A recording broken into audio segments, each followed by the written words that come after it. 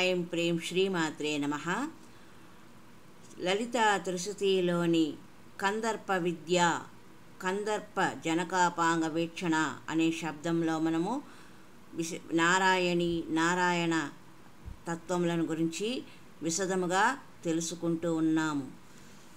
36 తత్వాలతో సృష్టింపబడిన ఈ జగత్తు తీసుకొని వచ్చి శివ శక్తి తత్వంలో ఉంచారు. శివజ్ఞాన ప్రదాయిని అని లలితా సహస్రనామంలో ఎందుకు చెప్పినారంటే, ఆ తత్వబోధన అవస్థలో మనం జపం చేసే సమయంలో ఆత్మతత్వము సోదయామి నమః స్వాహ, శివతత్వం సోదయామి నమః స్వాహ, విద్యాతత్వం శోదయామి నమః స్వాహ ఇత్యాది మంత్రములతో ఆత్మశోధనము చేస్తాము. ఇక్కడ విద్యా శోధన యొక్క క్రియ ఎప్పుడు జరుగుతుందో అప్పుడు 35 తత్వాలతో శివతత్వము, 36 తత్వాలతో శక్తితత్వము ఉంటుంది. మరియు శివ మార్గంలో వెళ్ళేవారికి 36 తత్వాలతో శివతత్వం, 35 తత్వాలతో శక్తితత్వంగా ఉంటుంది. అంటే ఈ మార్గంలో వెళ్ళేవారికి 35, 36, ఆ మార్గంలో వెళ్ళే వరకు 36, 35గా ఉంటుంది. శివ శక్తి మార్గంలో ప్రయాణించే వరకు. శివ మార్గంలో వెళ్ళేవారికి శివుని ఆధిక్యత ఎక్కువగా, శక్తి మార్గంలో వారికి శక్తి ఆధిక్యత ఎక్కువగా ఉంటుంది. ఇక్కడ ఏ మార్గం ఎవరి ఆధిక్యత అనేది ప్రాముఖ్యం కాదు. శివత్వం ఆధిక్యత అంటే శివత్వం ఆధిక్యత అంటే శివుని యొక్క జ్ఞానస్వరూపమని, శక్తిత్వం యొక్క ఆధిక్యం అంటే శక్తి యొక్క జ్ఞానస్వరూపమని అనుభూతి చేసుకోవాలి, అర్థము చేసుకోవాలి. స్వరూపానికి అనుభూతికి భేదభావము ఉన్నదా? మనము అద్దంలో చూసుకునేటప్పుడు, స్వరూపాన్ని చూసుకున్నప్పుడు నీకు బాహ్య దృష్టిలో అనుభూతి కలుగుతుంది. అంతరంలోని అనుభూతితో అంతరంలోని శివత్వమును మరియు శక్తిత్వమును నీవు జాగృతం చేస్తే తత్వశోధన క్రియతో అక్కడ విష్ణువు మరియు విష్ణువల్లభ కూడా ఏకము అవుతారు. ఎలాగైతే మనము అద్దంలో చూసుకున్నప్పుడు మనము సరిగ్గా ఉన్నాము అని మనసుకు అనిపిస్తుందో బాహ్య రూపంలో, అలాగే అంతర్దృష్టిలో కూడా మనము భగవతి యొక్క మనను మనము తీసుకున్నప్పుడు మనం సరిగ్గా ఉన్నాము అనే భావన మనకు కలగాలి. ఆ విధంగా మనము ఆత్మశోధన సాధన మార్గాన్ని కొనసాగించి తెలుసుకోవాలి. శ్రీమన్నారాయణ నారాయణ నారాయణ, నారాయణి నారాయణి నారాయణి, శ్రీమన్నారాయణ నారాయణ నారాయణ. నీ వ్యాకరణ దృష్టితో చూస్తే నీ లోపల ఈ అనే ఉంది. ఈకారము శక్తివాచకము. ఈకారము భగవతి యొక్క బీజము. శ్రీ విద్యలో ఆఖరి దీక్షలో ఈం పాహి ఇత్యాది మంత్రములతో మనలను గురువు అలంకరింపజేస్తారు. అంటే శ్రీ విద్యలో అనేక మంత్రాలు ఉన్నాయి, బీజ మంత్రాలు. మనం చివరి స్థితిలో ఉన్నప్పుడు గురువు గారు మనకు ఈం అనే మంత్రంతో పూర్తి చేస్తారు. అందువలన భగవతిని నారాయణి అంటూ ఉన్నాం. కేరళలో ఒక విఖ్యాత ప్రసిద్ధ మందిరము ఉన్నది. అది చోటానీకర్.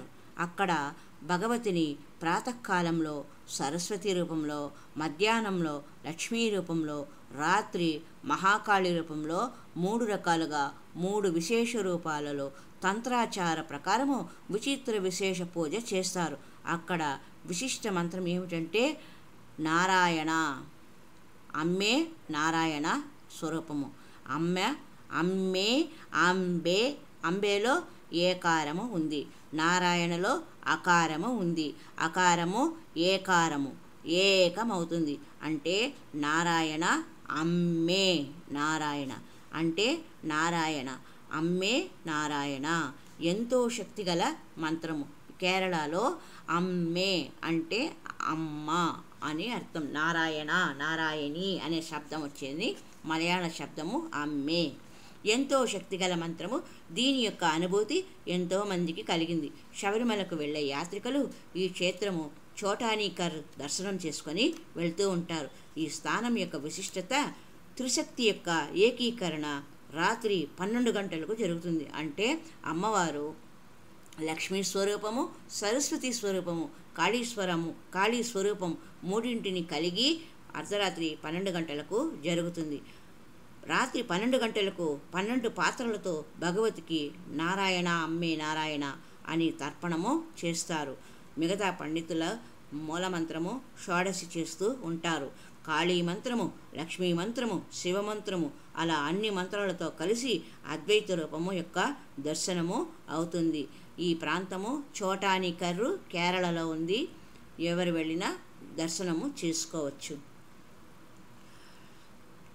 అన్ని శక్తుల యొక్క, అందరి శక్తిమానుల యొక్క ఏకత్వమే అంటే నారాయణ. మంత్రము, మంత్రాధిష్టాన దేవత మన అంతరంలోని మన్మదత్వము. మన్మదత్వం అంటే ఏమిటి? మందన చేసి వెన్నను తీసినట్లు భావాన్ని తీసుకోవాలి. మజ్జిగ చిలికి వెన్నను తీసినట్లు తీయాలి. ఇక్కడ రాధాభావంలో కృష్ణభావము అనుభూతి అవుతుంది, కృష్ణభావంలో రాధాభావము అనుభూతి అవుతుంది, శివభావంలో శక్తి యొక్క అనుభూతి కలుగుతుంది, శక్తి భావంలో శివుని యొక్క అనుభూతి కలుగుతుంది, నారాయణీ భావంలో నారాయణ అనుభూతి కలుగుతుంది.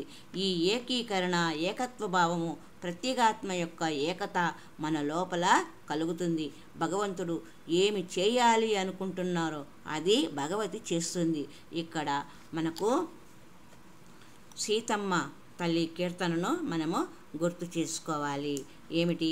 నన్ను బ్రోవమని చెప్పవే సీతమ్మ తల్లి, నన్ను బ్రోవమని చెప్పవే అని రామదాసు గారు రాముడు తన మాటలు వినిపించుకోడేమో అని సీతమ్మతో